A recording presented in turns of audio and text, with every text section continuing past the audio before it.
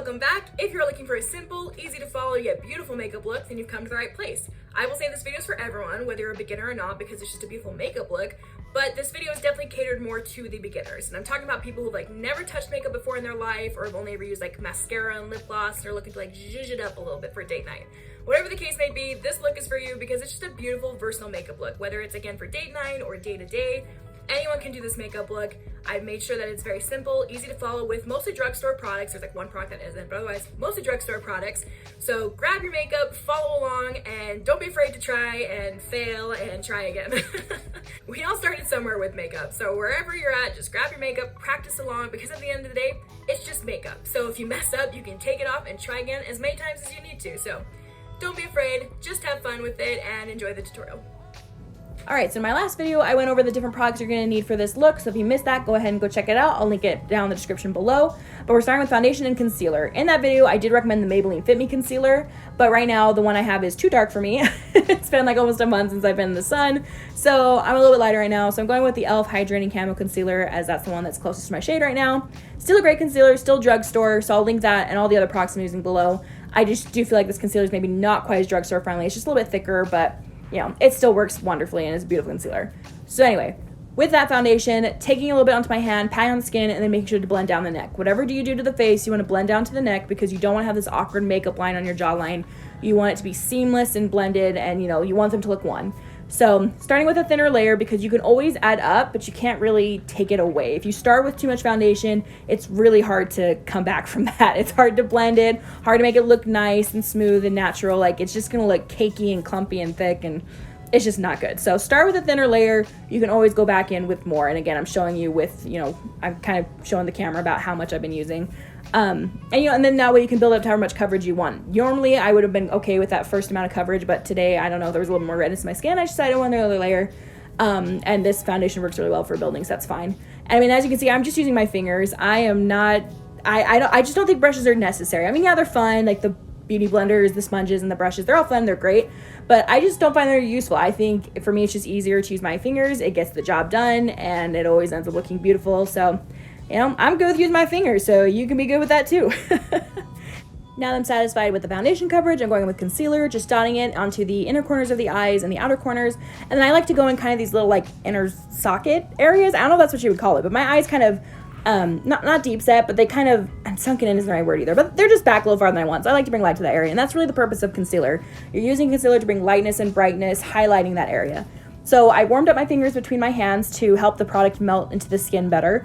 So as you see, I'm taking my ring fingers and just dabbing that in. I only put the product in the inner corner, outer corner, but then I do blend it out where I want it, which is normally on the forehead a little bit, down to like my upper lip area. I just find if I put concealer directly onto those areas, then it ends up looking a little too thick and cakey, and it just doesn't look good. It's just too much. So start with the inner corners where I need the most coverage, and then slowly blend that out to the other areas. And again, that helps add to the blended, seamless, smooth look.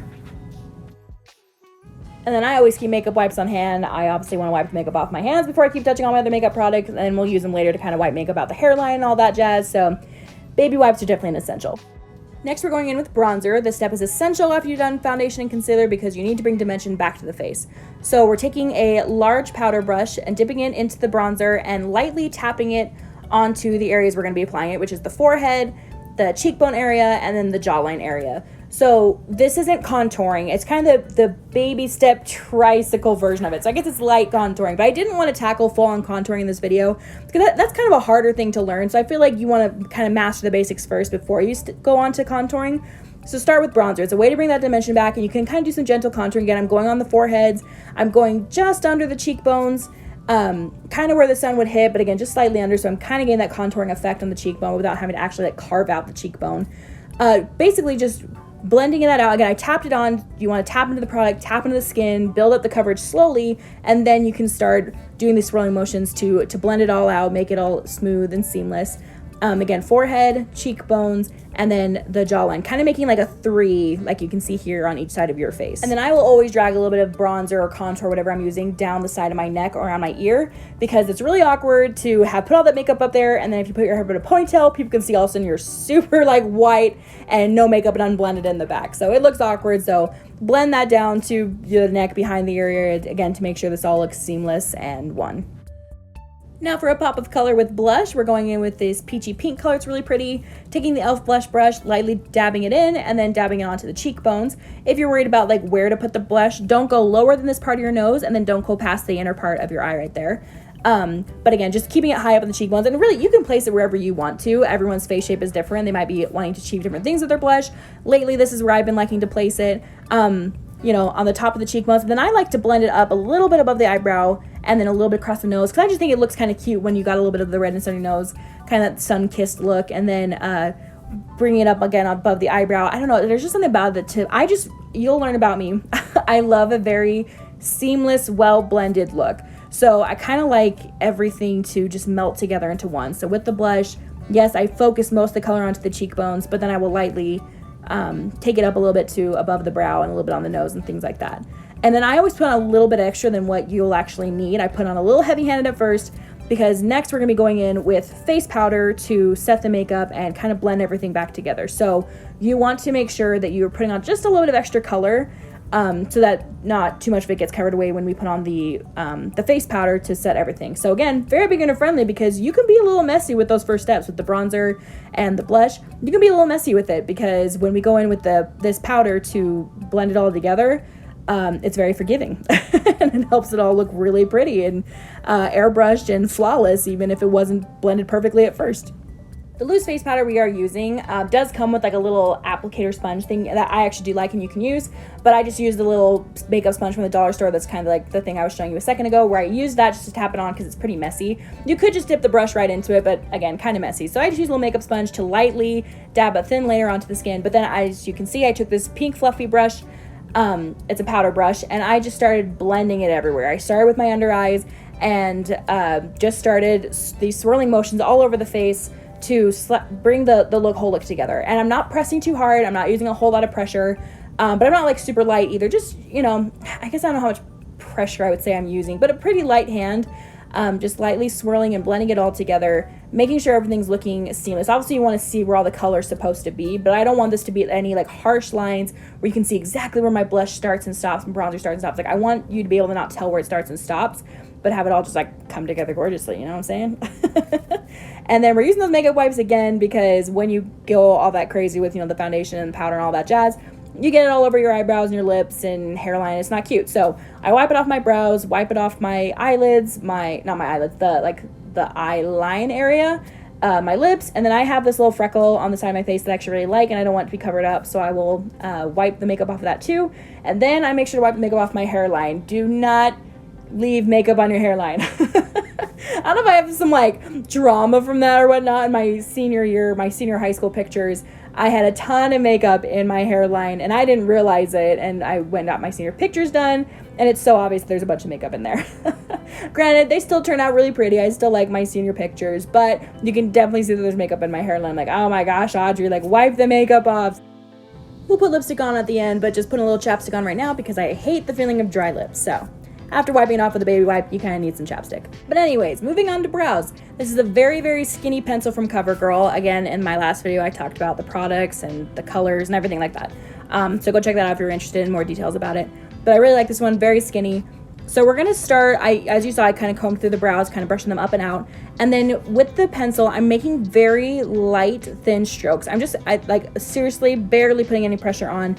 Light as a feather. I'm just very quickly, lightly brushing little tiny strokes on there, almost as if I'm drawing each individual little hair. I'm not super precise about this. I don't actually like take the time to make it look like I'm drawing each individual hair. I'm actually gonna end up blending it out with the comb anyway. But this way, going in like this, make sure that you aren't going in too heavy. And beginner or not, like even now, even though I've done makeup for years, I still am super cautious with my brows because I want like good defined brows that stand out, but not to the point that they are distracting. Your brows shouldn't distract from your face. They shouldn't be the first thing people see. But that being said, you also don't want your brows to be non-existent.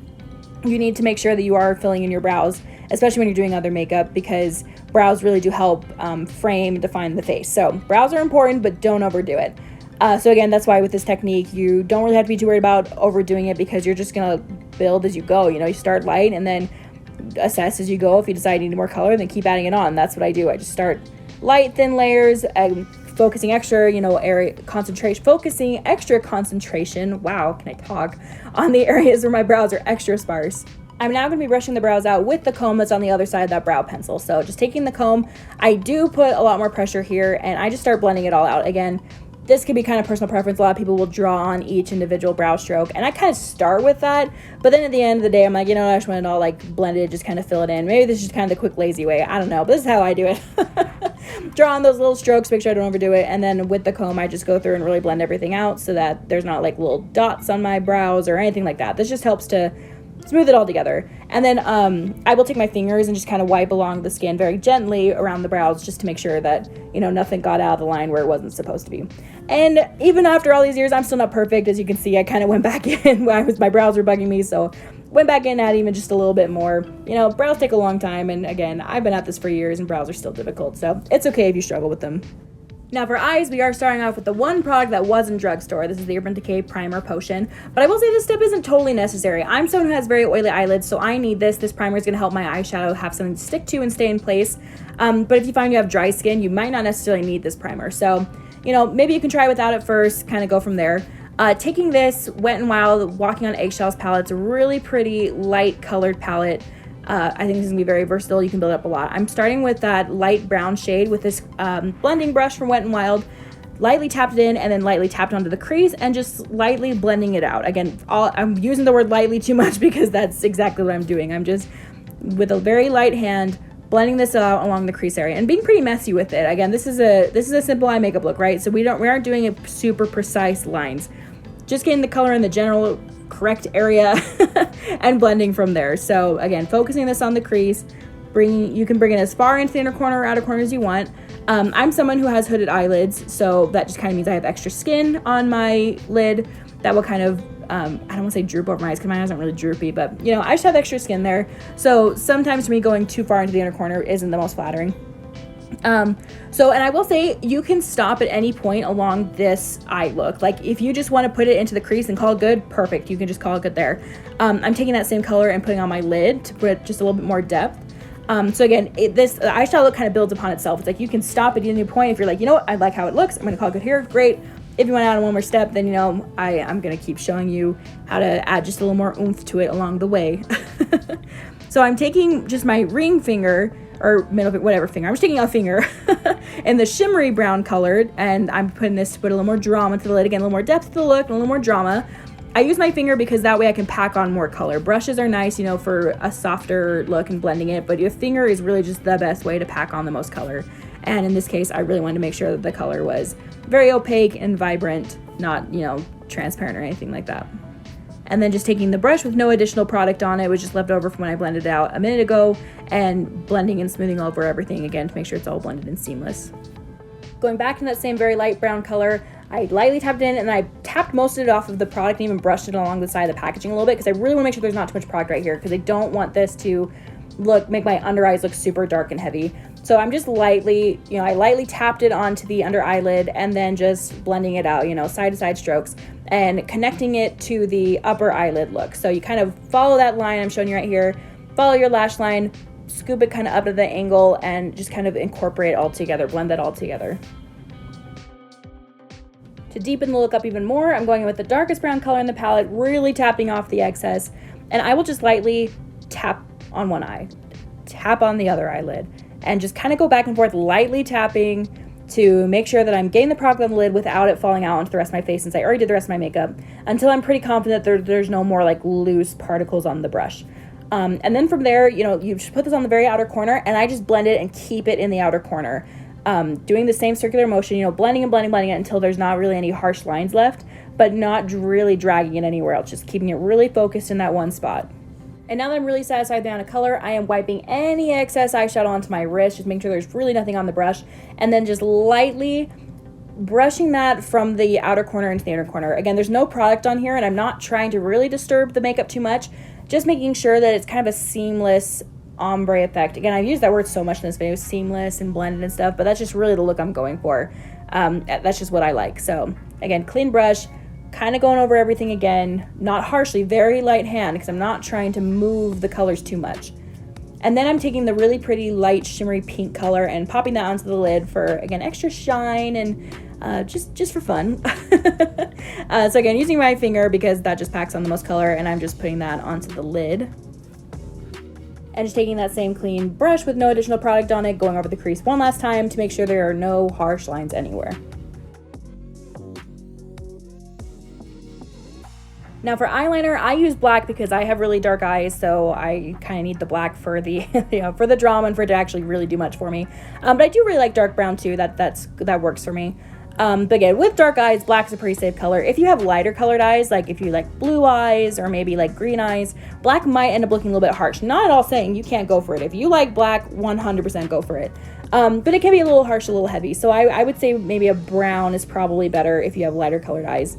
But the technique I'm using is I actually put this onto the upper waterline, which maybe sounds scary, but to me, this is actually a lot easier than doing eyeliner the traditional way. And as you just saw, I actually messed up. So you can see, even though I've been doing this for years, mess ups happen. So if you get a little bit in the wrong area, just kind of wipe it off real quick with your finger, recover it with the eyeshadow you used, you're fine. But anyway, eyeliner, it's kind of tricky, drawing on a perfect line is hard. So, and with me having hooded eyes, this is actually a technique that works best for me anyway.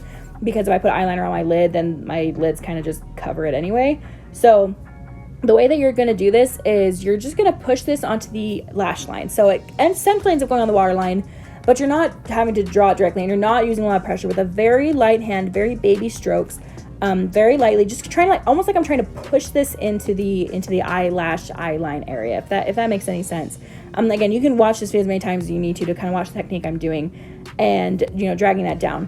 I am someone who kind of gets watery eyes a lot, so I have to set it. So this is the one brush I didn't show you guys that you might want to get, but any flat eyeshadow brush will work. But you just kind of dip it into the dark eyeshadow, and as you can see, I dipped it in, tapped off the excess, and then I just put it up against my eyelids, and I just kind of blink onto it. So I'm not putting like a ton of powder there. You don't want to put a ton of powder in your eyes. That's really going to irritate it. But just like a light little coating, blinking like that works great. And yeah, that was the mascara we're going to use. I totally dropped it. It happens. But this is the Maybelline Total Temptation Mascara. It has been my all-time favorite mascara for years. I think it just gives a really beautiful look. I will often use 2 different mascaras in one, but again, this is a simple makeup tutorial for beginners, so we're not going to do that. We're just using the one. I start with just holding it at the base of the lash line and then just doing quick little baby blinks. As you can see, I hold up at the base, do quick little baby blinks, and hold the brush still. And after I've done that a couple times, then I will go through and put the base lash line and kind of wiggle the brush as I'm moving up, as I do like a slow blink. So kind of a slow dramatic blink as you are wiggling the brush up from the base. This is just going to make sure that you're coating each lash evenly, and you can kind of keep just repeating this until it's built up as much as you want. But I would kind of pause between layers. So kind of do this first initial layer on the one eye, and then you can move over to the other eye to do the initial layer, and then we'll pop back over to the other eye to put on a second coat in a minute. Now going into the second coat, I don't want it to look too gloppy, so I'm just kind of scraping the excess product on the sides of the tube so that I don't have too much product going in. And then basically just repeat what I did with that first layer, but since that first layer is kind of dried a little bit, not totally dry, you don't want to get totally dry or else this isn't going to work very well. But letting it dry down just a little bit. Then when you go back in with that second layer, then it's building more product on top of itself, so it's going to help thicken the lashes, make them look, thicker, fuller, darker, all the things we typically want out of our lashes. And I realized I just said, you want to let that first layer dry a little bit. And I'm not saying you have to just sit there and wait for it. Really you do the one layer on the one eye, you move over to the other eye, and then you can move right back over to the other eye. Just kind of go back and forth between the eyes to give them some time to set for a second before you go back in with the other layer. That's what I was trying to say.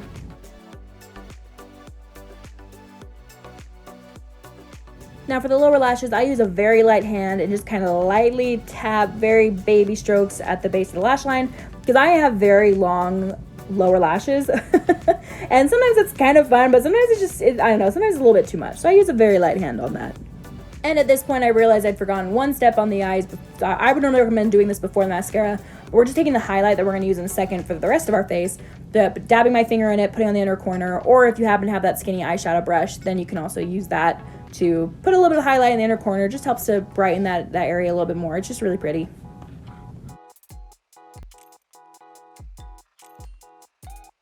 That's it for the eyes. And as you can see, it's really pretty. It's simple, yet it has that extra oomph and drama to it, but not enough that it's distracting or in your face. It's just a very perfect, simple, beautiful eye look.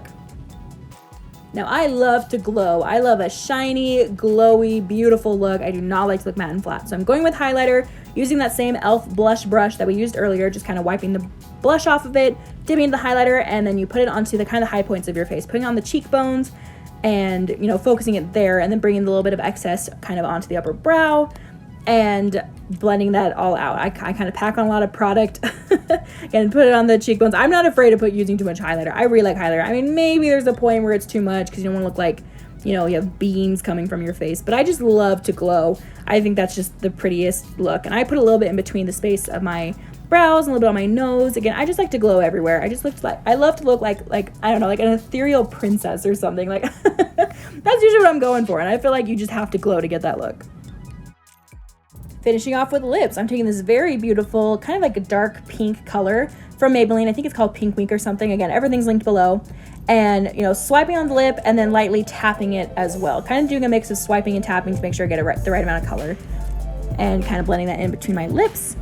If you're ever worried for some reason about getting like lipstick on your teeth or something like that, something you're afraid of, a trick that maybe is kind of weird that you can do is you'll just kind of take your finger and, you know, pop it in and out of your mouth like that. I know it looks kind of weird, but it does the trick. It gets the excess on the inner side of your lips onto your finger. I know that sounds look weird, but it works. And then just topping it with gloss because, again, I like to just glow and shine all over, and that includes my lips. So you got to put a gloss on. One last step you can take is to use a setting spray. This is a giant bottle. I don't normally get this big of a bottle, but it was all I had left, so using this giant bottle. But this is a really good setting spray, so I guess it makes sense we have the big bottle. Holding it away from my face, maybe, you know, like 6 to 7 inches or more. I can't really tell how much that is, but, you know, hold it away from your face, lightly spray it all over, and then, you know, you can kind of fan it off, let it dry for a second, and, you know, practice looking all flirtatious with your new beautiful makeup look. And of course, I have to wipe the makeup off my hairline one last time just to be sure. And voila, there is the finished look.